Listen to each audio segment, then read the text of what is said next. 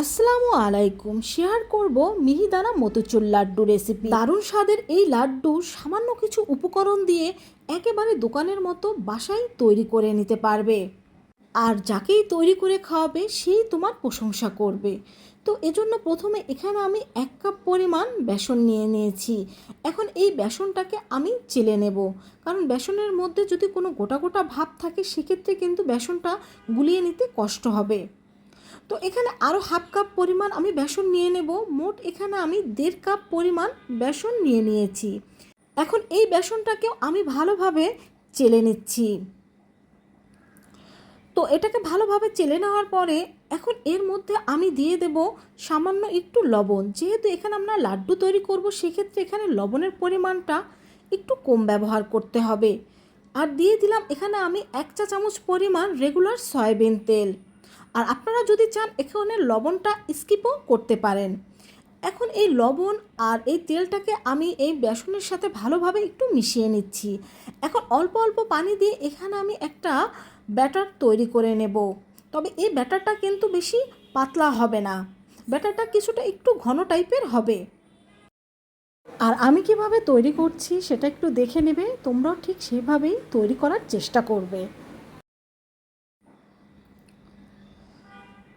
তো এখানে কিন্তু আমার ব্যাটারটা একেবারে তৈরি হয়ে গিয়েছে, আর দেখেই বুঝতে পারছো এই ব্যাটারটা কিন্তু একেবারে পাতলা করে তৈরি করে নেইনি, আবার অতিরিক্ত ঘনও কিন্তু এটা হয়নি। তো এটাকে আমি 10 থেকে 15 মিনিটের জন্য ঢেকে রেস্টে রেখে দিয়েছিলাম। এখন 15 মিনিট পরে আমি ফিরে এসেছি। এখন আমাদের ব্যাটারটা পারফেক্টভাবে তৈরি। এখন চুলায় একটি প্যান বসিয়ে তার মধ্যে আমি তেল গরম দিয়ে দিয়েছি। এখন এই তেলের মধ্যে এই ব্যাটারটা দিয়ে আমরা বেসনের পিঠাটা তৈরি করে নেব। এখানে আমি গোল গোল করে দিয়ে দিচ্ছি, তোমরা যে কোনো শেপের এটা তৈরি করে নিতে পারো। আর এটাকে ভেজে নেওয়ার জন্য কিন্তু একেবারে ডুবো তেলেরও প্রয়োজন নেই। তো এগুলোকে আমি গোল্ডেন ব্রাউন করে ভেজে নেব। তো আমাদের বেসনের পিঠাটা ভেজে নেওয়া হয়ে গিয়েছে, এগুলোকে আমি তুলে নিচ্ছি। তো একইভাবে আমি সব বেসনের পিঠাগুলো ভেজে নিয়েছি। তো এখন এই পিঠাগুলোকে আমি এরকমভাবে ছোট ছোট করে ছিঁড়ে নেব। আর এগুলোকে এভাবে করে ছোট ছোট করে ছিঁড়ে নিয়ে একটা ব্লেন্ডারের জারের মধ্যে আমি দিয়ে দেব।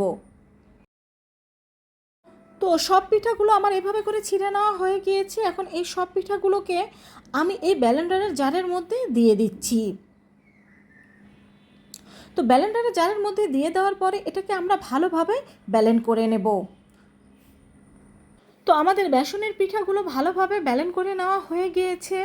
তো ব্লেন্ড করার পর দেখতেই পাচ্ছ এটার মধ্যে কিন্তু একটু দানা দানা ভাব রয়েছে, তার মানে এখানে আমাদের মিহিদানাটা তৈরি হয়ে গেল। এখন একটা প্যানে আমি দিয়ে দিচ্ছি 1 কাপ পরিমাণ চিনি। 1 কাপ চিনির মধ্যে আমি দিয়ে দেব হাফ কাপ পরিমাণ পানি। এখানে চিনিটা তোমাদের পছন্দ মতো তোমরা ব্যবহার করতে পারো। এখন এই চিনিটাকে আমি জাল করে নেব।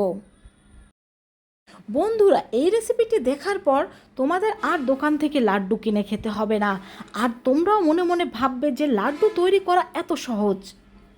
তো আমাদের এটা কিন্তু জাল করা হয়ে গিয়েছে। এখন তোমাদের আমি হাত দিয়ে দেখিয়ে দিচ্ছি, যখন এই চিনিটা এরকম একতার সৃষ্টি হবে তখন এর মধ্যে আমরা সেই গুঁড়ো করে রাখা পিঠাগুলো দিয়ে দেব। আর এটা কিন্তু অবশ্যই এই সময় দিতে হবে, তার আগে দিলেই কিন্তু এই বেসনগুলো গলে একেবারে নরম হয়ে যাবে, তখন কিন্তু লাড্ডুগুলো পারফেক্ট হবে না। তো পিঠার গুঁড়াগুলো সম্পূর্ণ দিয়ে দেওয়ার পর এখন এই চিনির শিরার সাথে এটাকে আমরা ভালোভাবে মিশিয়ে নেব।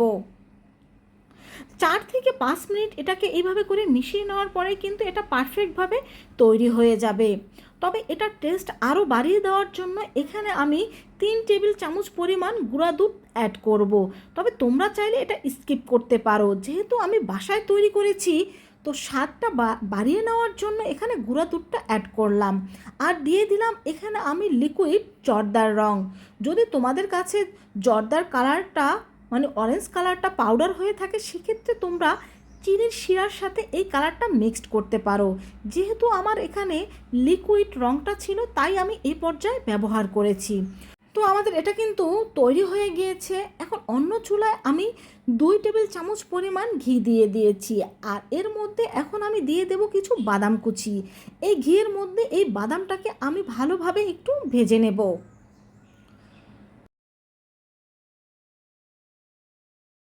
তো বাদামটা ভেজে নেওয়ার পরে এখন এটার মধ্যে এই ঘি সহ আমি বাদামটা দিয়ে দেব।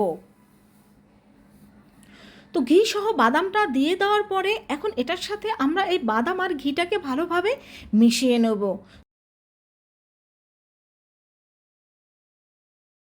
বাদাম আর ঘিটা মিশিয়ে নেওয়ার পরে এটা আমাদের লাড্ডু তৈরি করার জন্য একেবারে পারফেক্টভাবে তৈরি।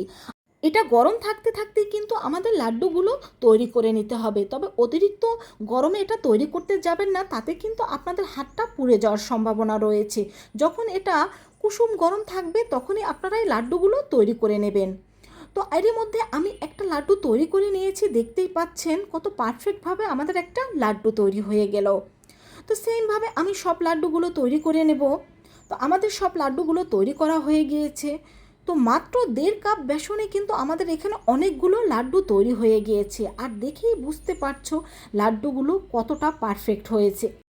আর এর টেস্ট কিন্তু দোকানের লাড্ডুর চাইতে কোনো অংশে কম নয়।